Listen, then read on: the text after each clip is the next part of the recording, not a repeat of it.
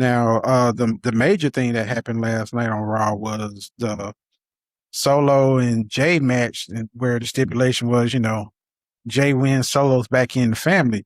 The promo at the beginning of the night was great, Pew! especially Solo. Pew, pew. Like everybody okay back there? Solo is just a jackass, just a petty jackass, and I He's not a love it. jackass. He's just petty, but I think he's getting out of a shell.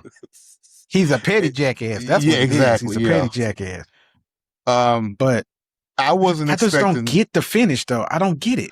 So, as you know, I've been predicting for months that Solo is going to join. Right. I can't even claim this is a win because this isn't how I plan on him joining. I thought he was going to join willingly. But I also said the same thing about Jacob. So, what do we see going forward? I think the best thing to do would be to go the Jacob route where Roman starts to show him more respect, and Solo starts to slowly but surely buy in.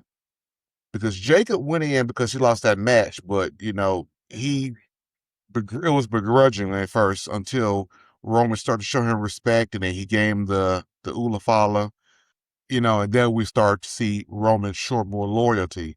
I think it's going to be a slow but sure process. I don't think it's going to be, and it may be slower than it was with Jacob. I don't think Solo is going to immediately jump in and be all in with Bloodline. I think he's probably going to sabotage him for a while. But I think if Roman, like I said, starts showing him more respect, then we'll slowly start to see him come around. It's going to be interesting because the Bloodline aren't really face or heel right now. If you notice that, like you got Jacob taking out Royce Keys, but Jey Uso still coming out through the crowd yeeting. So, it's kind of, you're not faces, but you're not heels. So therefore having that interesting mix helps with the storyline. But I think it's going to be a while before we actually see Solo all in. I think he will eventually get there, but it's going to be a while. It's going to be a fun ride too, because they're going to be all serious, and he's just going to be just in the back doing Solo stuff. Speaking of which, Roman's going to get his respect, but seems like the only person who's not getting respect, and I'll give you a hint, 10 letters, 3 words. Punk ass Jay. Punk ass Jay. With your punk ass Jay. It's like, I have a feeling Solo will give Roman his respect because he's the tribal chief. But sometimes I just have a feeling he's not going to give Jay respect. It's going to be like, he's going to be following Jacob's lead at this point. And Well, the sad thing is, I think Jimmy's getting more respect and he's not even doing anything. Well, it's going to be funny to see those two guys interact too, because when Jacob joined the Bloodline, Solo within his face saying, why are you doing this? You don't have to do this and this and this and this. And Jacob pretty much told him, hey, I lost the match. I'm a man of my word. So it's going to be interesting seeing Solo and Jacob interact with Jacob saying, okay, now do you see what's going on? Now do you see why I joined? What do you have to say now that you're here? It's just going to be interesting. It's going to be an interesting dynamic to the story. That's why I said I don't hate the fact that they're repeating the Bloodline story, because it's a different story altogether. This is not the same Bloodline. Even with the same people, it is not the same Bloodline as before. So many different dynamics. With the Jacob thing, though, he lost in a tribal warfare match, which means you have to respect the match. So I think that's why Jacob bought in so quickly. I think with Solo, to you guys' point, I think he would be more goofy, more sabotaging, like you kind of mentioned, but almost like how you remember The Rock in the Nation of Domination? Yeah.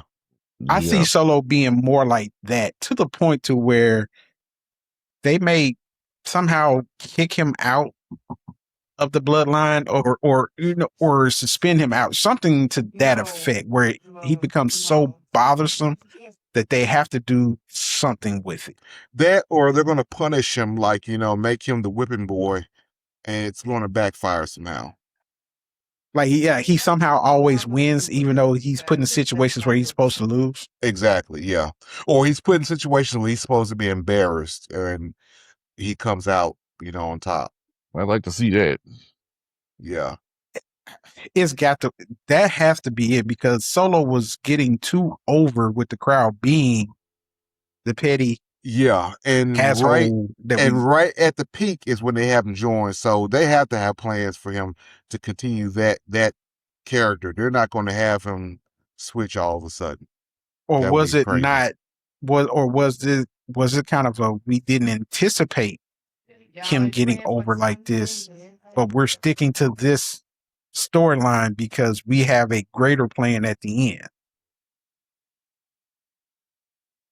I mean, I can see them not anticipating because it came out of nowhere. It was like we saw this character develop very slowly. If you look at the beginning of MFT, he's the same guy, but he's just funnier.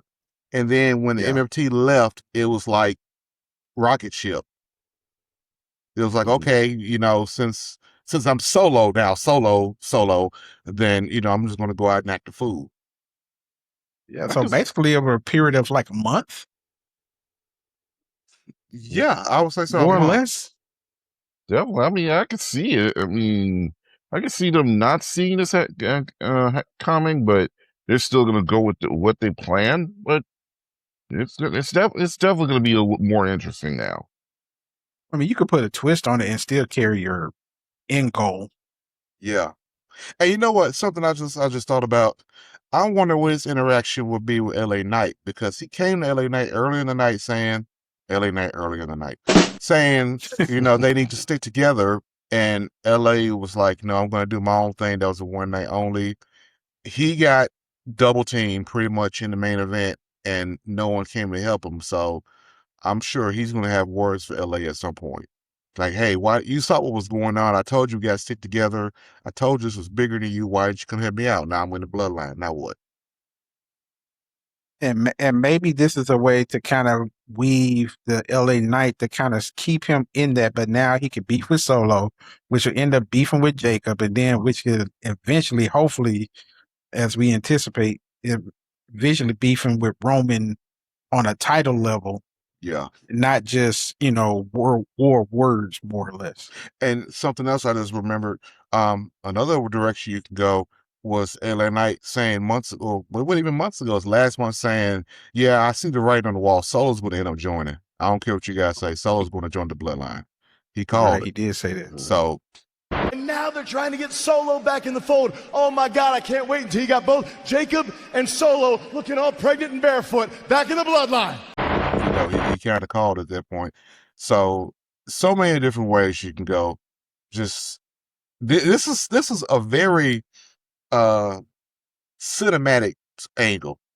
Not even like the first Bloodline. The first Bloodline was like watching an epic movie.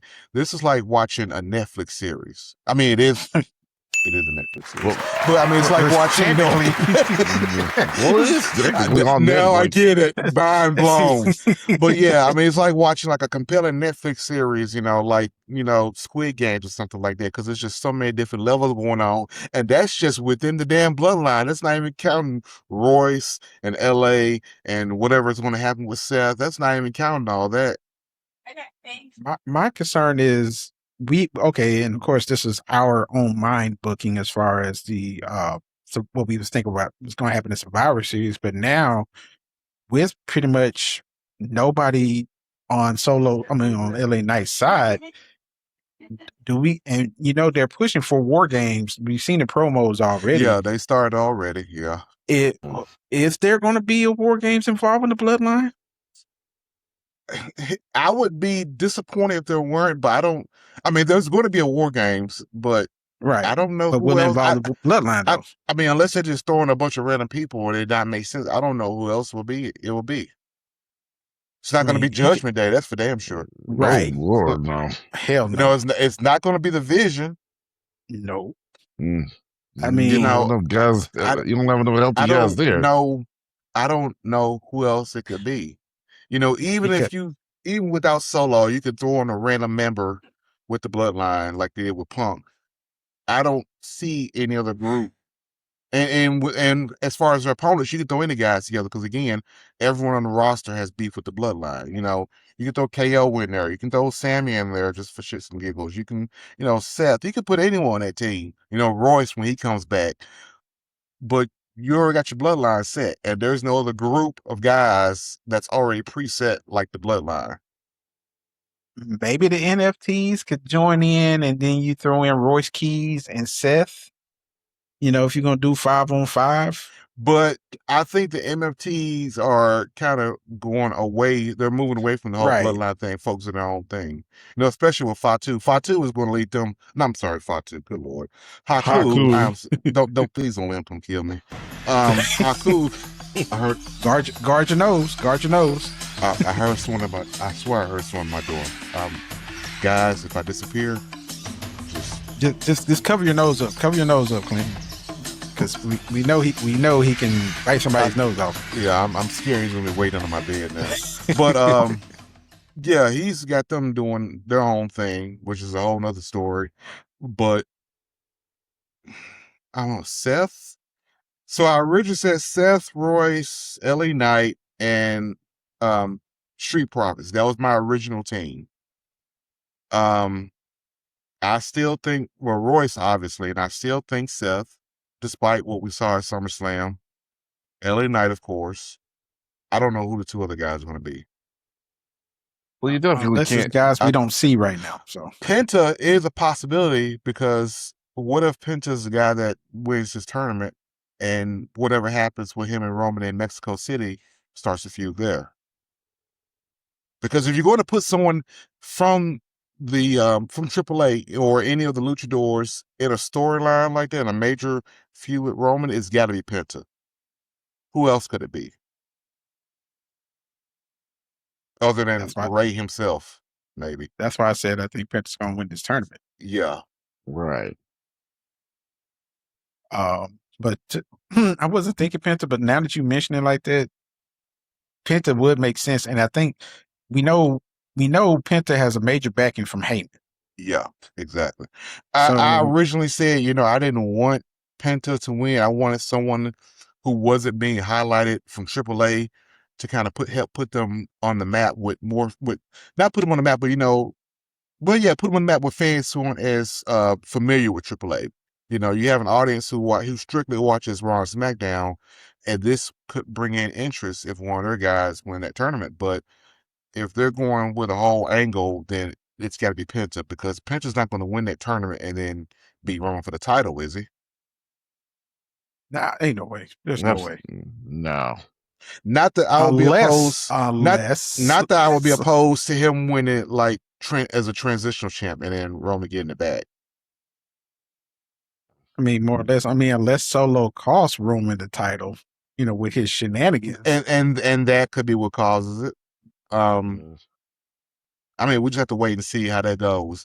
But I think Penta is going to end up involved with that storyline, so that could be one of the guys for WarGames. Yeah, as long as that tournament just has nothing but bangers, as far as matches, I'm going to be happy. I'll be happy nonetheless. The first match, first of all, started off with a great match between Laredo Kid and Penta. Man, Laredo Kid never disappoints. He can go. For any fans who aren't familiar with him, I am so sorry for you. He never disappoints. Never. He's had some time in TNA, but the kid can go. No pun intended. But if you didn't see that match, you need to watch it. Yeah, that was an awesome match. I'm anticipating, and I think I kind of said this in our group chat. Wouldn't it be something if Ray Phoenix and Penta I know you're going to say that. each other in the finals? Oh, that would be perfect. Because that's what we need. We need that match. Dude, that'd be perfect. You might want. First of all, they need to be a tag team. Let's just put that out there. Go ahead, put them back as a tag team. I think at some point they're going to do that. I think they're pushing them both individually. They're seeing what they can get out of it, and then they're going to go on with the Lucha Bros thing. But I think they're doing this first because Penta is so hot that why stop the momentum right now?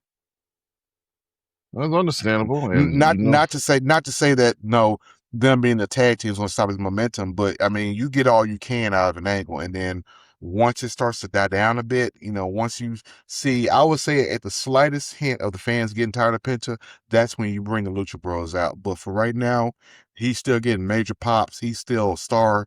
He's still a hot commodity. So let's just keep him in singles for right now. That's me. That's Definitely. what I would do if I was booking, Absolutely. Triple H is, he's got more experience than I do, so who knows what he's got planned, but that's me personally. Yeah. I mean, Raw overall, though, just given what we've discussed, it's kind of you can't say that it was a terrible show. It wasn't a bad show. It was a good show, but to your point, we're at a wait and see type thing with all these storylines that Raw has going on. It's like no one can really see what's going to happen. Yeah, this Raw, it wasn't a good or bad show. It was a setup show. It's a show where they're setting up a lot of different angles going on, and that was kind of the starting point. So this was a good Raw to jump in on if you hadn't watched in a while, but it wasn't their best episode. It was more of a preview of what's to come. It was like a teaser almost. And one major plus, not a lot of Danhausen. Maybe, yeah. Maybe they're kind It of wasn't slowing down on that. Who knows? I mean, it was just WWE kind of stepped into that and say, "Hey, look, yeah, we're trying to do certain things. We can't was, just make it about him."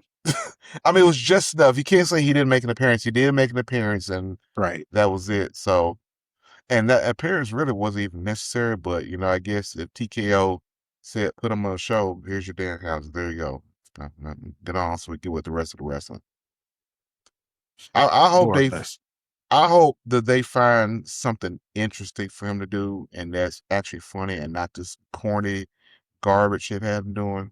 Because they've invested a lot of time into their houses, they've invested a lot of money. I'm sure he's selling Well, merch now. He's got a new shirt out. Just wait. find something interesting. Don't make it a joke. Don't kill the gimmick. Well, they stopped having The Miz consistently go hoorah all the time. He actually did interviews at SummerSlam. Not that that meant anything, but so who knows? I mean, find someone else for him to feud with. We're done with Judgment Day. We're done with Miz. Who's not doing anything right now that could use some TV time? A heel. That's a good question. I really can't think of any off the top of my head right now. I'm sorry, Kid Wilson would have been. It's like, but they've already ran through that, so it's like, who else is a lower? I hate to say it this way because, first of all, if you're wrestling on main roster, you're not low level. But who is a you know what? not top tier person? So I was watching Raw, and I didn't get a chance to finish watching it live, so I watched the rest of it on replay. And when it went off, how it would go to another episode, and it went to a random episode from last year, which coincidentally had Chad Gable versus Penta, and he had Ivy Nile at ringside. And I go, what the hell ever happened to them? Where are the Creed brothers? Where is Ivy Nile? I don't even remember what the name of that group was. Weren't they in Mexico with American Made? Diamond Mine, because remember we had well, it was American Made. That's what they were called. Yeah, they called themselves American Made. Diamond Mine. Yeah, Diamond Mine was. Diamond Mine was an NXT. Yeah. But where's American Made now that Chad Gable's, a face? Where are they at all? I don't know. Are they still in AAA? But would it make sense for them to still be down there without Grande America? Unless they're down there as I haven't watched AAA in a while, so unless they're down there as themselves, it wouldn't make sense. If they're down there as the Creed brothers, okay. If they're down there as whatever their names were when they wanted the mask, it's stupid. I mean, who's to say? I mean, we know Undertaker is bringing down more WWE wrestlers to be involved in AAA because now Damian Priest, now that he no longer is a tag champ with Truth, he's going to have his run in AAA. Yeah. Which so he needs it. He needed it. He needed a change. He needed to break away from R-Truth. As much as we love Truth, he needed to be broken away from him. I mean, he needed something different just in general. The Truth thing was something interesting that kept him on TV, but it's kind of run its course. But I mean, since he dropped the world title, they haven't really had anything to do with them. It's Right. like they don't know what to do with them. Yeah, Exactly. let's hope that this time around they'll figure something out and just at least find a niche and then go off of that. Exactly. Well, if you build him up to be a monster and a dominating, almost back to his consequences character that he had before. Punishment Martinez. Punishment Martinez, I'm sorry. But like get him on a monster run down there in AAA and then bring him back to be a viable threat to the title. Yeah. Whether you bring it back to Raw or SmackDown, I think that would greatly benefit him because he had a decent run, but the crowd really wasn't feeling him when he was world champ. Maybe he needs to turn heel again. I think I mean, I hate for that to be my answer to everything, but it would make character changes. I mean, let's put it like this. As much as we love Charlotte as a heel, she's been quite enjoyable as a face right now. Yeah, she has. So vice versa for it works both ways. Yeah, right. But hey, you guys tell us what do you think about what you thought, or tell us what you thought about Raw. Did you like the direction that the Bloodline's going in, or possibly with Braun, the teasing of Braun and Oba? Leave us a comment below. Be sure to share, subscribe to the video. Hey, if you leave a comment, we're gonna give you a shout out. And besides shouting out, we also have to shout out our favorite t-shirt brand of Handful of Tights, because the merch is awesome, especially if you like that. Check this out. Look at that. Mickey Foley. Tell me that is not an awesome shirt right there. Tell me that's not an awesome shirt. Love it. And you know what? It looks kid friendly. The kid can almost wear that to school, Clint. They could. Well, so many schools these days have school uniforms, but if not, that would be a great shirt. Or one of the other shirts. They've got a lot of, just awesome shirts on their and site. Not just shirts, but they also got hoodies too. Hoodies, caps, stickers, mugs, magnets. They've got a lot. You definitely want to check it out. It's unique. It's unique stuff that you're not going to find anywhere else. Exactly. And new designs are coming out pretty much every week now. So yeah, check that out. Don't forget the 10-letter shirt that you got to get that's out there right now. That punk ass Jey shirt. Yeah. Absolutely. You got to get it. Because the best way to win is with a handful of tights. That's right. Go to Google, type in handful of tights, one word. It'll pop up. Be the first thing that pops up, matter of fact. But hey, like I said, like, share, subscribe, give us a shout out. We'll shout you out.